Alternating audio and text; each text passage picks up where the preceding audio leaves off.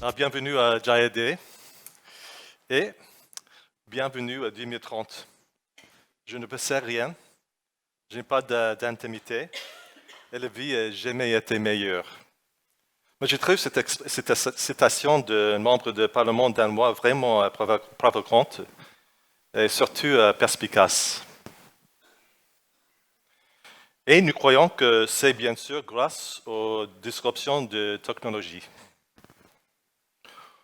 Aujourd'hui, j'aimerais passer environ 45 minutes pour discuter trois sujets.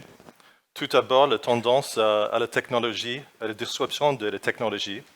Et ensuite, un coup d'œil sur la tendance des consommateurs.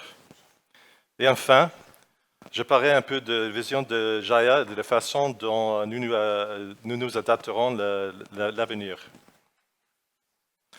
OK, commençons par examiner la tendance technologique significative du marché. Pour examiner les disruptions technologiques, il existe de nombreux exemples, mais en général, ils appartiennent à l'une des catégories suivantes, ou à une combinaison de courbes de coût de la technologie, le business model innovant ou innovation produit. Et souvent, ceci converge pour accélérer les disruptions. Le modèle disruptif perturbe généralement le marché. Le marché existe de quatre manières. Par le bas, d'en haut, en Big Bang ou architecturalement. Les disruptions peuvent être accélérées s'il existe un accès ouvert et des technologies telles que open source software et les data aussi. Et enfin, la disruption se produit dans la courbe en S. Il y a un point de basculement suivi d'une croissance exponentielle. Et ces courbes en S sont difficiles à prévoir et peuvent exploser sans préparation. Voici la courbe de coût de la technologie. Tout d'abord, la loi de Moore, bien sûr. Le nombre de transistors double tous les 12 ans. Et le taux d'amélioration annuel de 41%. Et le résultat est une croissance exponentielle du nombre de transistors. Deuxièmement, le stockage de data. Le coût par bit de stockage diminue de 50% tous les 18 mois. Et troisièmement, l'imagerie numérique. Les pixels par dollar augmentent de 59% par an. Et ensuite, la capacité des réseaux. Le coût de transmission diminue de 50% tous les 9 mois. Et enfin, la batterie à lithium-ion. Le coût par kilowattheure diminue de 20% par an. Voici un exemple bien connu, la voiture autonome. Waymo, un projet de Google, a collecté des data sur la route de plusieurs manières. Ils ont collecté 5,6 millions de kilomètres avec des voitures physiques sur la route publique en 8 ans. Ils collectent 13 millions de kilomètres par jour avec 25 000 voitures autonomes. Et finalement, ils collectent 4 milliards de kilomètres par an en utilisant la simulation CarCraft logiciel. Regardons maintenant les effets de Uber, Lyft et d'autres services de voiture. Uber est maintenant devenu plus grand que l'ensemble de l'industrie du taxi américain en termes de revenus. Uber et Lyft sont responsables de 20% de tous les kilomètres parcourus par tous les véhicules à San Francisco. Et il y a 500 000 courses Uber par jour à New York. Mais il y a plus. Des entreprises comme Uber et Lyft auront un impact sur le soin de santé, leurs services postaux, et les logistiques, etc. Mais fait intéressant, 10% des personnes qui ont changé leur voiture ne les aient pas remplacé la voiture, ils utilisent Uber. Il y a tellement d'autres forces de disruption en jeu aussi. Les batteries vont considérablement réduire le coût et augmenter l'efficacité. Les voitures électriques sont 10 fois moins chères que le carburant. 100 fois moins de pièces mobiles et 5 fois plus durables. Les véhicules autonomes continuent d'améliorer leur efficacité et leur sécurité. Et bientôt, l'énergie solaire deviendra dominante. Les voitures électriques plus les voitures autonomes plus l'énergie solaire égale disruption massive. Et faites attention, ça va arriver vite. Fait intéressant, Waymo a déjà commandé 20 000 e-Jaguar autonomes pour 1 million de trajets par jour et Didi a revendiqué l'objectif de part de 1 million de véhicules électriques d'ici 2020. Voici la courbe de l'adoption de voitures remplaçant les chevaux. Le point de basculement s'est passé en 1910. La voiture avait un part de marché de 11%, mais en 1920, la voiture avait un part de marché de 81% et avait remplacé les chevaux. Ça a été fait en 10 ans, malgré le fait qu'il n'y avait pas d'industrie automobile et pétrolière, qu'il n'y avait pas de routes d'infrastructure pour les voitures, par exemple les stations d'essence, etc. La nécessité de former une nouvelle génération de compétences, le développement de lignes d'assemblage et l'installation de nouveaux modèles commerciaux via les prêts bancaires pour acheter une voiture, et tout ça en continuant en même temps à combattre durant la Première Guerre mondiale. Autre chose à rappeler, il y avait environ $200 en puissance de calcul dans l'iPhone 2007. Cette puissance aurait coûté $200 000 en 1987. Cette puissance aurait coûté $200 millions en 1967. Cette puissance coûtera $2 en 2027. Ça coûtera $0,02 en 2047. D'ici 2030, tous les produits auront la puissance de calcul intégrée comme cet iPhone. Nous pensons qu'avoir autant de puissance informatique intégrée dans tout entraînera une autre disruption. L'une des forces sous-jacentes du marché réside dans les nouvelles attentes de consommateurs. Ils veulent commodité, personnalisation et immédiateté. Plus important encore, ils n'achètent plus seulement des produits, ils achètent aussi des expériences. L'intégration de la puissance de calcul dans les produits donnera lieu à des améliorations considérables de l'expérience client.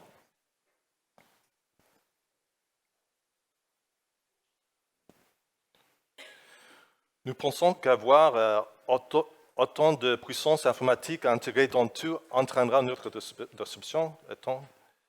Voici les candidats à une disruption massive entre 2020 et 2030. Et toutes ces technologies seront déployées et intégrées dans les nouveaux produits et services afin d'améliorer l'expérience client. Maintenant, je voudrais parler un peu de tendance des consommateurs. La disruption a également un impact sur la tendance des consommateurs. Regardez comment la démographie mondiale a changé. Il y a plus de millénials que de baby boomers et de génération X depuis 1995.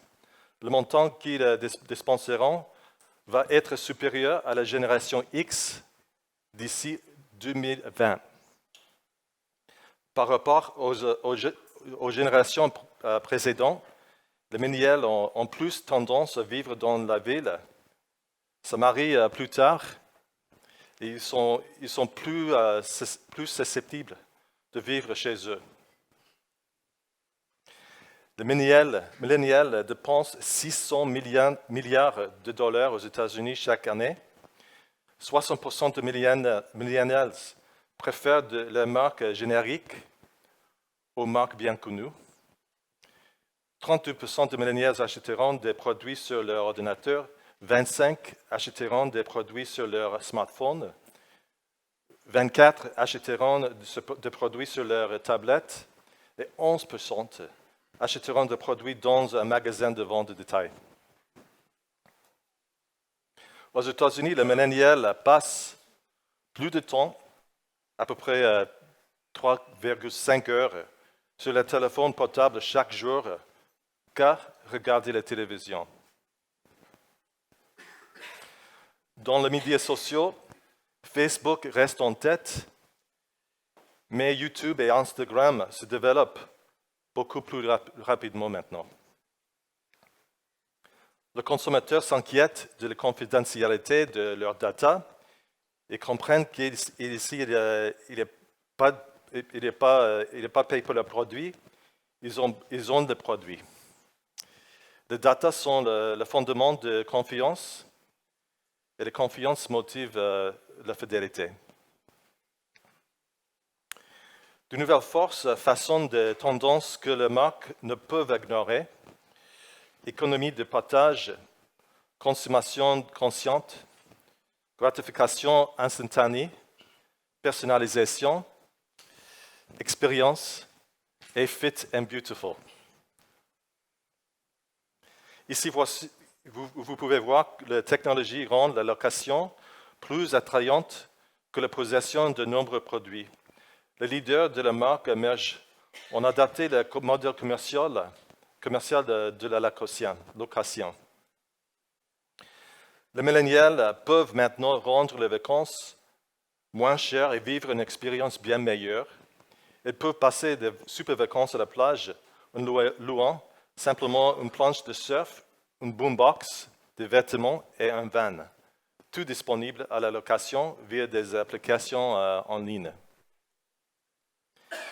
Les milléniaux risquent 2 fois plus de modifier leurs habitudes de consommation pour réduire leur impact sur l'environnement. Et 62% des milléniaux pensent qu'ils sont fondamentalement différents que leurs parents. Les générations Y et les générations suivantes, la génération Z, présentent que la consommation est un moyen d'expression de soi. Ils vont payer plus pour des produits personnalisés et des expériences. Enfin, la jeune génération dépense 2 fois plus en services liés à l'expérience de divertissement, par exemple, que d'autres produits. Avant d'accueillir Rami, notre directeur de produits qui va présenter la stratégie produit de Jaya. Quelques mots sur la vision de Jaya et sur la manière dont nous nous adapterons à cette tendance disruptive. Nous pensons que nous devrons aider nos clients à faire face à la concurrence, à faire preuve de souplesse dans un marché disruptif. Le fondement de notre stratégie est de simplifier le numérique. La simplicité signifie la vitesse. Nous voulons donner à nos clients la possibilité de créer une expérience client extraordinaire en un temps record. Avec Jaya, vous pouvez créer des expériences clients personnalisées et faire des itérations rapides. Avec Jaya, nous avons simplifié la création de votre propre DXP. Nous fournissons la base et vous permettons de vous connecter simplement et rapidement à vos meilleures applications à mesure que le marché évolue et que le comportement des consommateurs change. Lorsque vous créez votre propre DXP, vous pouvez créer une expérience client unique qui vous différencie de vos concurrents. Nos clients sont giant, ça veut dire c'est presque comme l'anglais giant. Votre succès est notre succès et nous aimerions partager vos histoires avec le monde entier.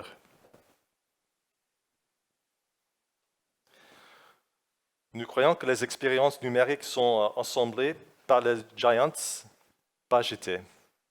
Je voudrais terminer en vous donnant quelques informations supplémentaires sur notre entreprise. Nous avons reçu plus de 45 millions d'investissements. Nous avons 95 employés à fin 2019. Le nombre de partenaires actifs a augmenté de plus de 600%. Et les nouvelles affaires ont augmenté de 238%. Notre croissance annuelle de revenus est de 34%. Et 100% de nos nouvelles affaires se trouvent dans le Jaya Cloud. Alors, merci pour votre attention. Je laisse la place à mon collègue Romy maintenant. Merci. Stay there. Don't leave. Oh, c'est une question en français, quoi. Merci, Michael. En français. Oh, Bon, mais c'est difficile, hein. ça me fait bizarre de te parler en français. En Ah fait. oui, je sais, c'est la première fois qu'on a parlé français. C'est vrai, en fait. Oui. Ouais. On a essayé le norvégien, mais j'étais beaucoup moins bon. Nous sommes à Oslo, non? Oui, c'est ça, oui. Ok. Ouais, Oslo, c'était à peu près à 12 ans, je crois. Snakker du norsk? Ja, jättebra. A little question for you. Okay. So let's take a little leap into the future. 4 or 5 years from now. Okay. Back in this room, Yes. your hair is going to be even grayer. I'm still going to have no hair. Even grayer? I think you can do better. Yeah. What, if you look back Yep. to the past, 5 years from now, what's different at Jaya? What's different at Jaya? I think the market is so complex right now. The amount of complexity that's been driven by these large monolithic applications like Sitecore and Adobe have become so complex that most of these transformation projects are failing, about 85%. To be able to provide people with what I call a lean DXP, where people can easily integrate and change as the market shifts, the disruptions are happening. To me, that's the most important thing, and that we have a high success rate with our clients. Good stuff. Yeah. Got another one. Okay. So 4 or 5 years to go. Yeah. What are the 3 things that you, as the CEO of this company, you want to make sure that we achieve for those guys over here? Customer success is probably the most important thing for us. You saw the slide about Giants. Aside from the fact it's just good business to make your customers happy, the modern business model is the more you make your customers happy, it creates an effect, we call it a flywheel effect, and that creates people recommending you to other customers and recommending to other customers. So to me, that's the customer success is the most important thing for us as a company. Okay. Yeah. All right. Vous avez des questions? En français, anglais ou norvégien? En français, anglais, en norvégien. Pas de questions? OK. Merci. Thank you very much, MT. Alors, yes. So, avant de... faut que je dois changer mon expérience vers le français, parce que là, je suis du côté anglais. Difficult, hein, to switch from one to the other. En français. Alors, avant la pause, qu'est-ce qu'on a comme slide ici? Est-ce qu'on a mes slides, la régie sur... Je continue. Voilà. Alors, je vais vous demander de faire quelque chose qu'on ne fait pas souvent, c'est de prendre vos téléphones, et on va évaluer votre maturité digitale. On va voir. Est-ce que vous êtes... à quel stage vous êtes? Alors, on a un outil qui s'appelle en fait un Digital Experience Assessment Tool, qui vous permet... Alors, je vais arriver en fait sur la slide qui va bien.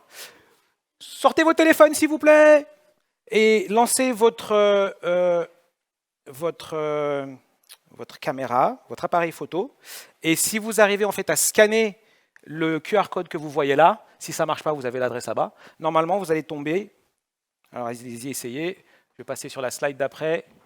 Voilà. Régie, est-ce que vous pouvez lancer la petite vidéo en bas de... voilà. En bas du téléphone.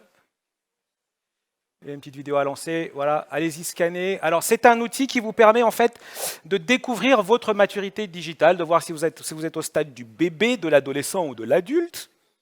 On n'a pas trouvé mieux que ça. Et lorsque vous allez scanner, en fait, comme je le fais là, le QR code, vous allez tomber sur un site. Le test est faisable en fait en 7 minutes.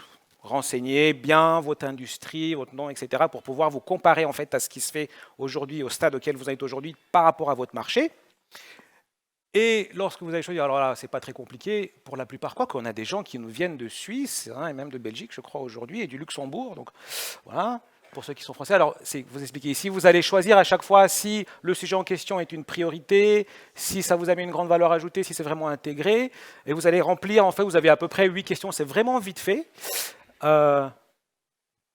Donc, allez-y. Est-ce que c'est bon, vous êtes sur le site, ça y est? Ça marche? Le QR code? Voilà. Alors là, on va passer, ça va passer rapidement. Et lorsque vous arrivez en fait à la fin, ça prend juste une petite minute là, la petite vidéo. Voilà, c'est très rapide. À la fin, vous allez avoir un score. Dans ce cas-là, c'est moi qui l'ai fait. Je suis pas très, mon expérience, ma maturité digitale est très je dirais primaire. Je n'ai que 14 points dans mon industrie qui est possible, enfin, où la moyenne est de 42 points. Et vous avez certains conseils, etc. Nous avons aussi une borne. Alors, ce test-là est un test que nous utilisons de façon assez étendue avec nos clients. Nous avons une borne. Stéphanie, la borne est où? Elle est en bas. Donc voilà, donc on a quelqu'un de la J-Team qui est en bas qui vous attend. On a le test en fait complet qui prend à peu près un quart d'heure, 20 minutes. Et pour ceux qui le désirent, puisque c'est quelque chose que nous faisons gratuitement, pour vous, nous pouvons organiser en fait une session avec notre expert qui peut décoder en fait la cartographie qui sort en fait, qui est la résultante du test, pour qu'il vous donne vraiment des conseils, un feedback plus personnalisé pour ceux qui veulent prendre un peu de temps de descendre en fait à la borne. Voilà. Donc petite pause de 15 minutes et on se revoit ici. À tout à l'heure.